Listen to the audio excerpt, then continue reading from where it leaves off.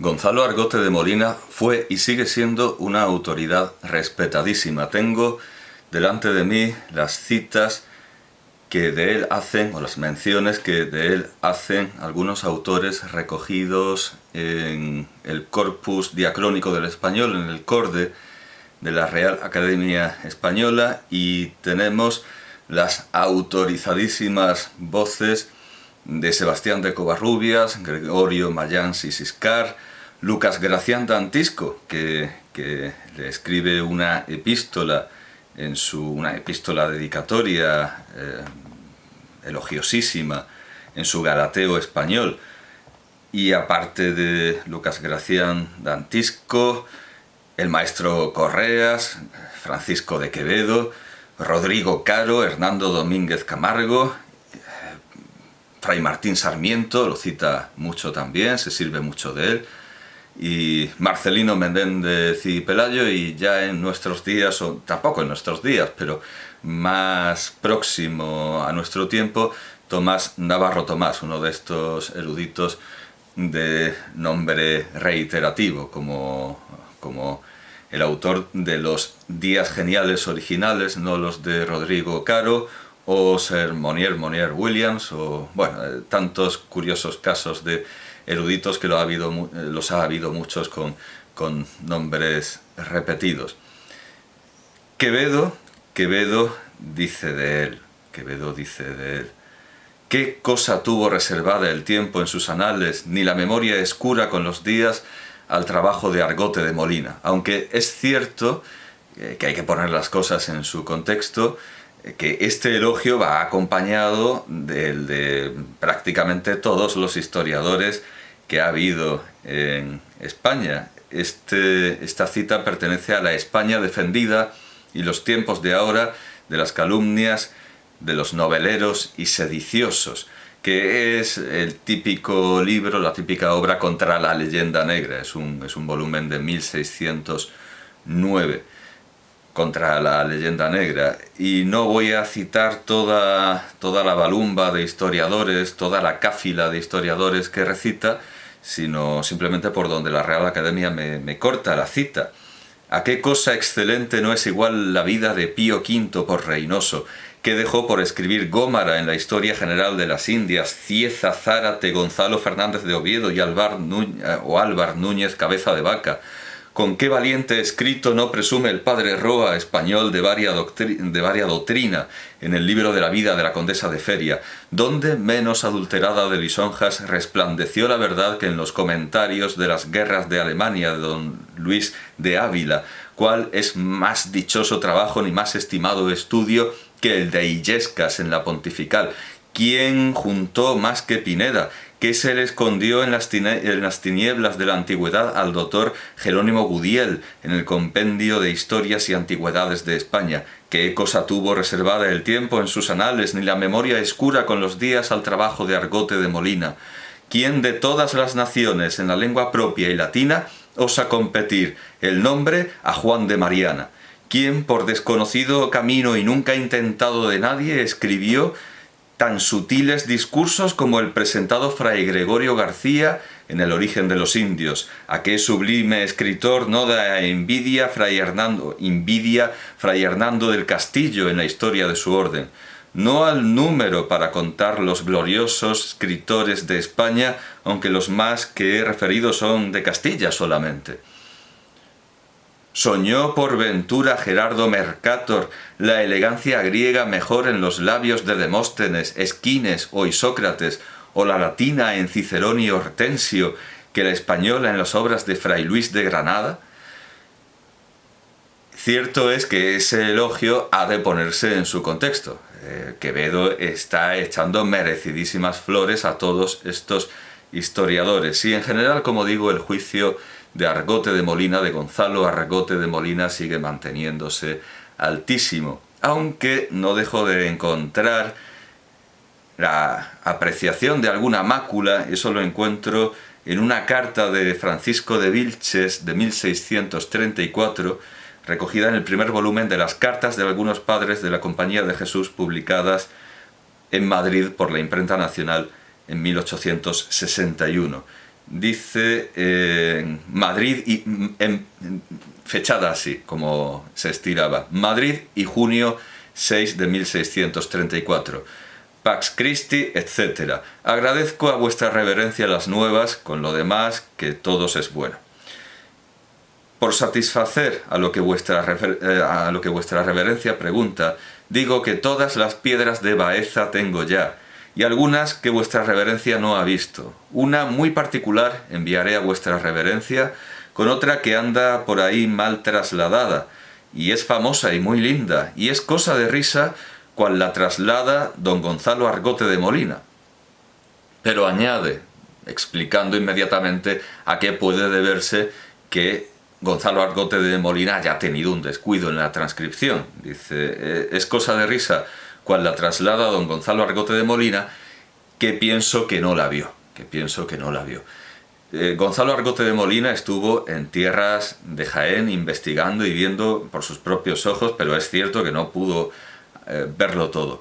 De hecho, en Andújar estuvo y se le dieron no solo las copias que quiso, sino también muchos originales, que quedaban en buenas manos, en las manos de semejante historiador, coleccionista, organizador de uno de los primeros museos europeos, quedaban en buenas manos. Con lo que no contábamos es en qué manos quedarían después de su muerte. Pero bueno, esto es adelantar el pasado, y bueno, de todas maneras queda bastante claro que esos documentos originales que el Cabildo de Andújar le dio a Gonzalo Argote de Molina se perdieron, como se hubiera perdido también la biblioteca de don Hernando Colón, del hijo del almirante, si no fuera pues casi por milagro, porque al principio se la donó al Cabildo de Sevilla y estuvieron comiéndose las ratas. Eso no habría pasado, desde luego, si siguiera con vida el inquisidor, el arzobispo Alonso de Manrique, Alonso Manrique de Lara, que es el padre de Rodrigo Manrique de Acuña, a quien he presentado hace nada, y precisamente por esa afinidad enorme, y ahora se verá que existe en las biografías de Rodrigo Manrique de Acuña y Gonzalo Argote de Molina, he querido presentarlos más o menos juntos. Bueno, he querido hacer la presentación de Gonzalo Argote de Molina como una respuesta inmediata de la memoria a la lectura de Manrique de Acuña, a la lectura de esa epístola a Luis Vives de Rodrigo Manrique de Acuña. Bien, tenemos un trabajo muchísimo más fácil que en el caso de Rodrigo Manrique de Acuña con Gonzalo Argote de Molina, porque aquí sí que contamos con una biografía en el diccionario biográfico de la Real Academia de la Historia, pero veo muchísimo más recomendable, sin duda muchísimo más recomendable, empezar por la Wikipedia, que tiene un buen artículo con lo que hay que tener. O sea, independientemente de quién lo haya redactado, ha reunido lo que había que reunir, y es un enlace, un mapa, una llave para la obra de Gonzalo Argote de Molina perfecta. De entrada, ¿con qué empieza? Con el retrato de Gonzalo Argote de Molina por Francisco Pacheco, en su libro de descripción de verdaderos retratos de ilustres y memorables varones, que está en Madrid, en la biblioteca de la Fundación Lázaro Galdiano, y que, por cierto, está reproducido por la Hispanic Society of America, y se puede ver el libro entero escaneado en archive.org. Ahí está, ahí se puede leer el libro entero y lo que dice Pacheco sobre Gonzalo Argote de Molina, quien, por cierto, también tuvo la idea de reunir retratos de ilustres varones en su museo. Lo que pasa es que se lo encargó a Alonso Sánchez Coello. Así que él le encarga los varones a los que admira a Sánchez Coello, y Pacheco incluye a Argote de Molina en su propia galería mucho más modesta, cartácea, papiriácea, vamos, en papel, no es ni en papiro ni en ni en pergamino, es en papel. Y curiosamente esta ha sobrevivido en tanto que los retratos que encargó a Sánchez Coello Argote de Molina se han perdido junto con su museo. Bueno, es que además viene aquí la cita adecuada, viene todo lo que hay que tener, viene la cita de Francisco Pacheco sobre este museo. Después de estos ejercicios de las armas, se dio al estudio de las letras y hizo en sus casas de Caldefrancos, con buena elección a mucha costa suya, un famoso museo, juntando raros y peregrinos libros de historias impresas y de mano, lucidos y extraordinarios caballos. Es curioso que incluya elementos vivos, elementos semovientes en este museo, de linda raza y variopelo, y una gran copia de armas antiguas y modernas que entre diferentes cabezas de animales y famosas pinturas de fábulas y retratos de insignes hombres, de mano de Alonso Sánchez Coello, hacían maravillosa correspondencia. Si uno va a ver el Palacio de los Gonzaga, encontrará caballos donde debería haber grandes escritores de la antigüedad. Gonzalo Argote de Molina tenía los caballos, imagino, en sus cuadras, donde debería tenerlos, a los grandes varones de la antigüedad en las paredes, las armas por toda la casa y animales disecados, cabezas de animales disecados. Era también un museo de ciencias naturales, no solo de literatura y de arte y de polemología. No solo tenía armas, libros, retratos de grandes autores, sino que tenía también caballos vivos y sombras, relieves, como se diría en aquel tiempo, restos de sombras de animales que estuvieron vivos, animales disecados.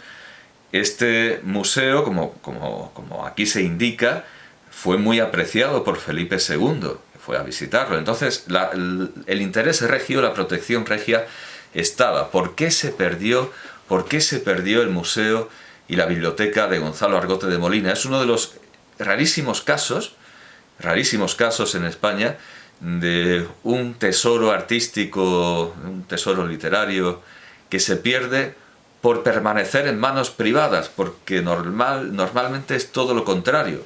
Lo que ha permanecido en manos privadas se ha conservado porque las familias aristocráticas han querido preservarlo, en tanto que lo que era público, por muchas y muy variadas razones, ha desaparecido. De hecho, un caso reciente y célebre que me viene a la memoria es el de esa magnífica obra del Marqués de Santillana, editada por Jorge Inglés, que si no fuera por la familia del Duque del Infantado, habría desaparecido con la iglesia que lo albergaba, a base de desamortizaciones, pero por velar por esa obra de su antepasado, el Duque del Infantado, ahora está, o estaba hasta hace muy poco, de préstamo, estaba prestada en el Prado, en el Museo del Prado, con la intención de que se quedara allí, pero parece que ha habido un problema,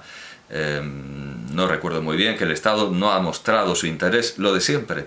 Las manos privadas preservan, en tanto que las públicas disgregan, pero aquí es todo lo contrario, es una excepción. En el caso de Gonzalo Argote de Molina, su biblioteca y su museo se perdió porque siguió en manos de la familia, que no tenía mucho interés, y poco a poco se fue mal vendiendo, se la fueron comiendo las ratas también, como en el caso de la biblioteca del hijo del almirante, de don Hernando Colón, y al final no quedó nada identificable, salvo lo que, bueno, solo aquello que su segundo gran biógrafo, ahora lo veremos, logró medianamente identificar pero no localizar. Bueno, esto es lo que hizo en Sevilla, esto es lo que pudo hacer en Sevilla. Pero como aquí también... Bueno, voy a leerlo, es que está muy bien, es un buen resumen. Es un buen resumen de esta vida paralela a la de Rodrigo Manrique de Acuña, aunque con los términos un poco invertidos, pero paralela en muchísimas cosas. Leo lo que dice Wikipedia, que para eso está el resumen, y es muy bueno. En 1564 participó en la conquista del Peñón de Vélez de la Gomera. Al año siguiente, con 16 años, obtuvo el cargo de alférez mayor de la milicia de Andalucía. En 1569 combatió contra los moriscos durante la rebelión de las Alpujarras. Es nombrado provincial y, bueno, cuando he dicho que da igual quién lo haya hecho, hombre, me gustaría saber quién lo ha hecho. De todas maneras, tiene su fuente en la biografía que citaremos al final y que aquí aparece en formato digital. Es todo perfecto.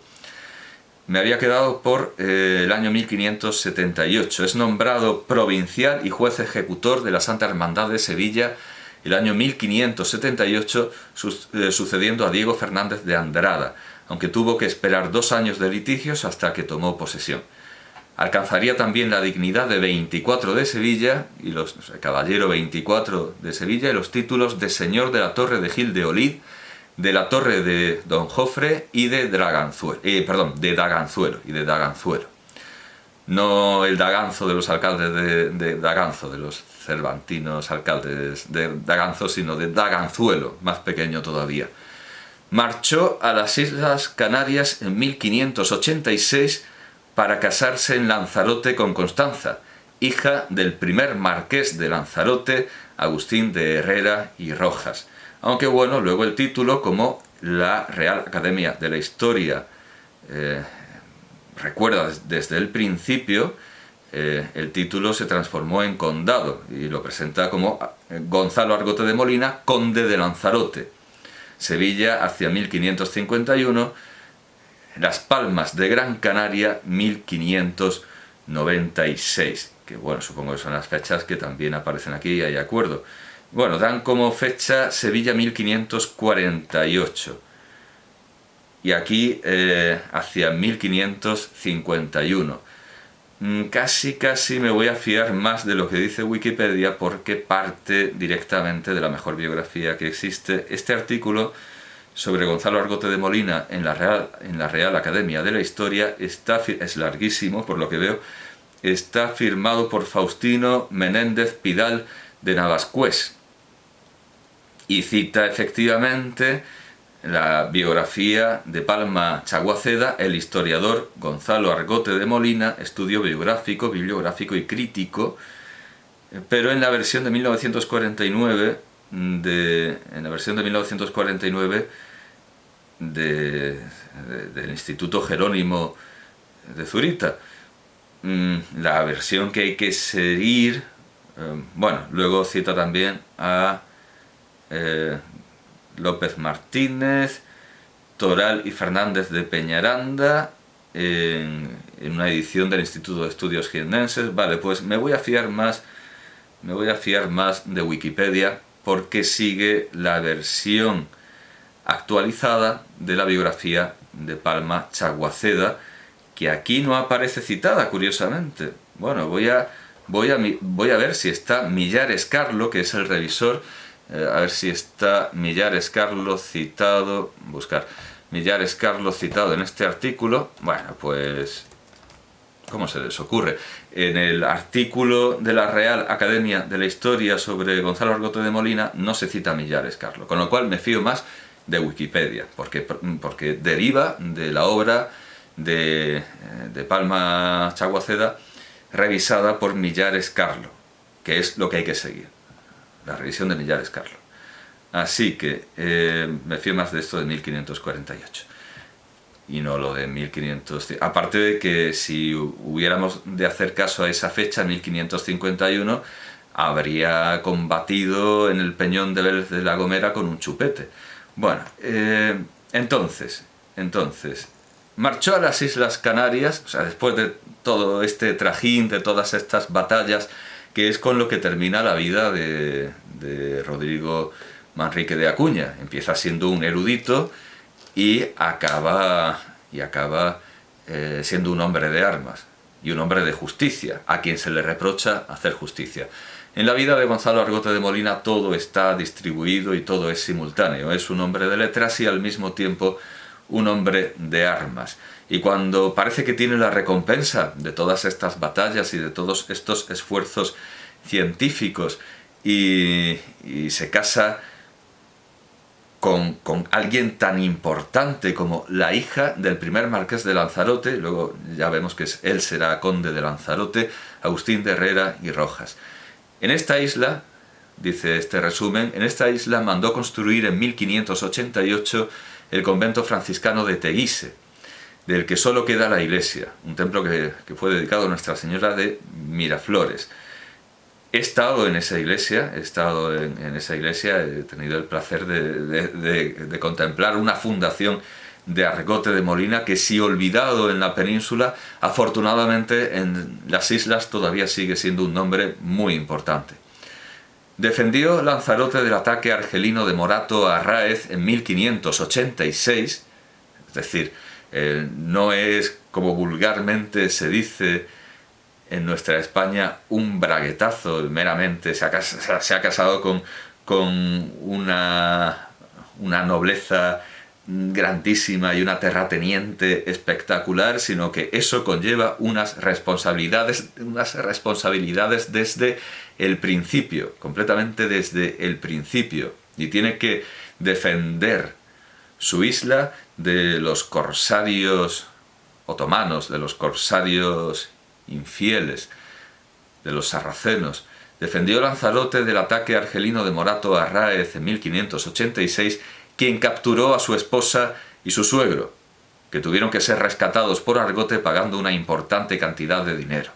Es decir, aquí actúa como Rodríguez Zapatero con el secuestro de la Lacrana por piratas somalíes, pero bueno, puede disculpárselo porque le importaba mucho que la operación saliera bien y que no hubiera riesgo alguno de que se le pudiera acusar de haberse librado de esposa y suegro y de haberse quedado con todo, con el condado, con el marquesado entonces de Lanzarote y luego condado de Lanzarote. Que no hay cobardía en él y que pagó el rescate por las muy peculiares y particulares circunstancias lo demuestra que, como aquí se dice, después participó en la defensa de la isla de Gran Canaria del corsario Francis Drake, de 1595. Luego viene su época de coleccionista, cuando puede invertir, pero sin dejar de ser simultánea, invertir esa ambivalencia, esa doble cara de erudito y hombre de guerra, invertida con respecto a Rodrigo Manrique de Acuña, que también acabó en las Islas Canarias. Entonces puede llegar al final de su vida su etapa de erudito y coleccionista. Entonces es cuando Francisco Pacheco, en 1599, escribe esta semblanza sobre su museo, pero que no es algo reciente, claro, porque la visita de Felipe II al museo que había dejado atrás, que había dejado en la península, es de 1570. Así que, bueno, en realidad sí podemos decir que la vida es similar, porque Gonzalo Argote de Molina empieza siendo un hombre de armas cuando es muy joven, luego es un coleccionista y un erudito, y luego cuando parece que va a poder retirarse a leer y a escribir tranquilamente en una isla, es todo lo contrario, tiene que volver a ser hombre de armas y más que nunca, porque es responsable de las vidas de otros, es responsable de las armas y de las vidas de otros. El fin de la colección, que además quedó en la península mientras él moría en las islas, ha quedado claro, y en cuanto a la obra, aparece magníficamente la obra que gracias a sus colecciones puede redactar Gonzalo Argote de Molina. En la obra está muy bien recogida también en este artículo de Wikipedia, una obra, por cierto, con la que tiene menos trabas, así como la biblioteca de Hernando Colón sobrevive. Al redactar su obra histórica y geográfica, Argote de Molina, y literaria, tiene menos trabas que Hernando Colón, el hijo del almirante, que cuando está haciendo sus averiguaciones pueblo por pueblo, exactamente como hizo un poco más tarde como hizo, bueno, décadas más tarde, Gonzalo Argote de Molina, cuando Hernando Colón, el hijo del almirante, está intentando hacer lo mismo que luego hará Gonzalo Argote de Molina, los funcionarios del emperador le paran los pies y lo consideran un criminal. ¿Qué es eso de ir por ahí, por los pueblos, informándose? ¿Qué quieres saber? A ver, ¿qué quieres saber? Y paran la cosmografía, la obra cosmográfica de Hernando Colón.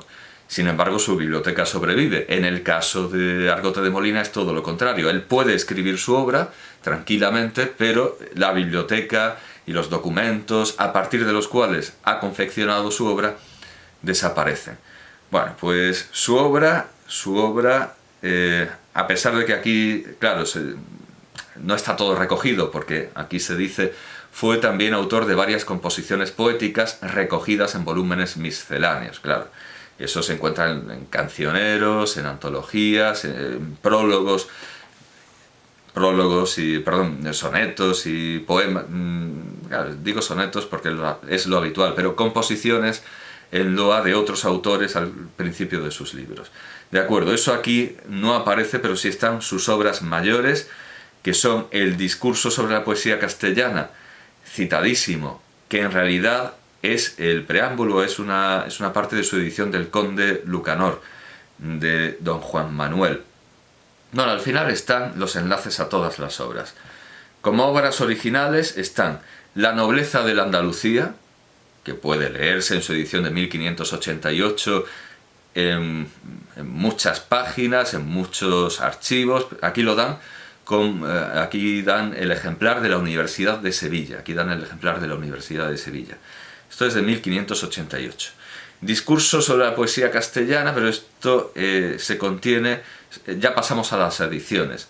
Él editó 3 obras medievales, que fueron El Conde Lucanor, de don Juan Manuel, al que le añadió este discurso sobre la poesía castellana, y esta edición se publicó en Sevilla por Hernando Díaz en 1575.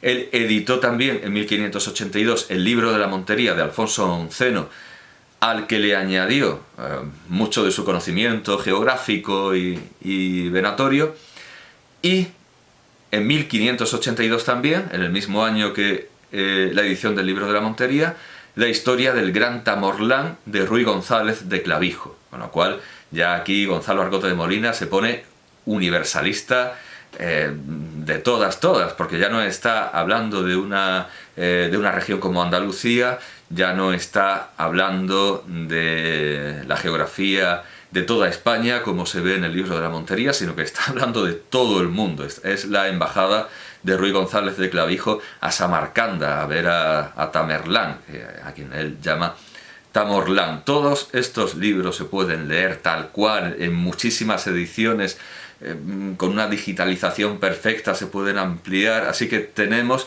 la biblioteca completa de las obras de Gonzalo Argote de Molina, con excepción, sí, de las composiciones poéticas que pueden estar más dispersas.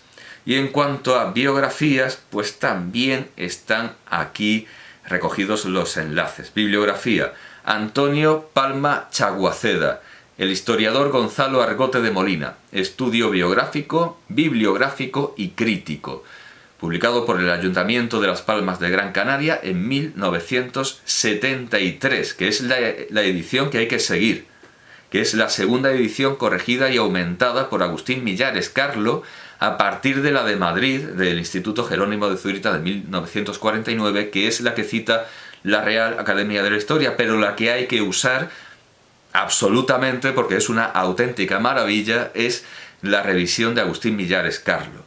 Y esto está digitalizado en Memoria Digital de Canarias, donde también está, bueno, dice, a partir de la página 159, incluye apéndices que contienen descripción del bosque y casa real del Pardo, o sea, obras de Gonzalo Argote de Molina, fragmentos del aparato para la historia de Sevilla, del libro del repartimiento de Sevilla con los elogios, claro, las poesías de Argote de Molina.